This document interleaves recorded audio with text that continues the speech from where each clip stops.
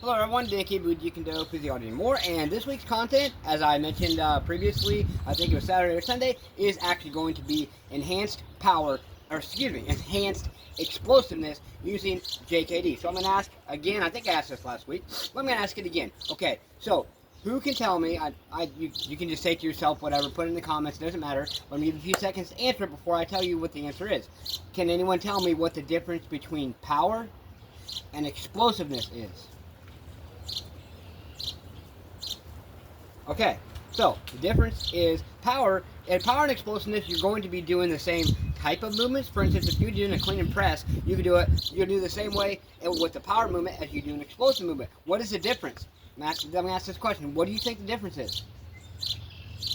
I'll tell you the difference. The only difference is the weight that you actually add. Because power is going to be more lighter weight, more faster speed type movements, whereas explosiveness is going to be more weight, where it's going to be, yes, speed, where you're basically trying to push or pull something at the fastest speed of rate with more energy expenditure, which is going to help increase your explosiveness. Now, both of these definitely correlate into martial arts, especially Jeet Kune.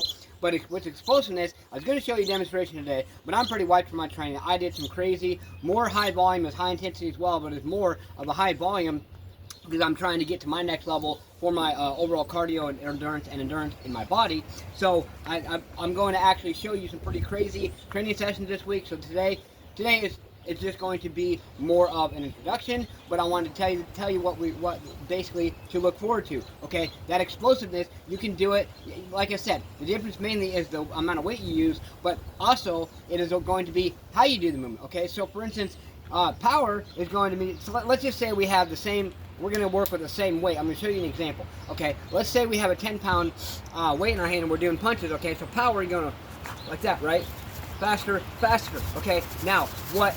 Explosiveness is going to be, yes, you're still going to do it faster, but you're going to try to do each repetition as quickly as possible to basically increase the overall intensity and the force production of the that is pushing against the muscle, or that resistant force against the muscle. So it's going to be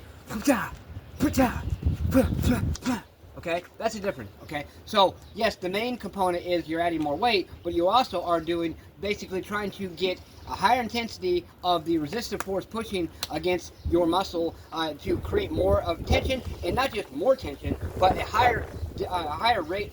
Let me say it like this: not just more tension or a higher rate of tension, but a higher rate of tension as quickly as possible and with little as rest as possible. Okay, now what I'm going to say with that though is that does not mean just sit there and do repetition after repetition after repetition to where your technique is shitty and you get yourself hurt. No, that's not what I mean at all. You want to put forth your best technique possible, especially with explosiveness, because the added weight is really going to work your body.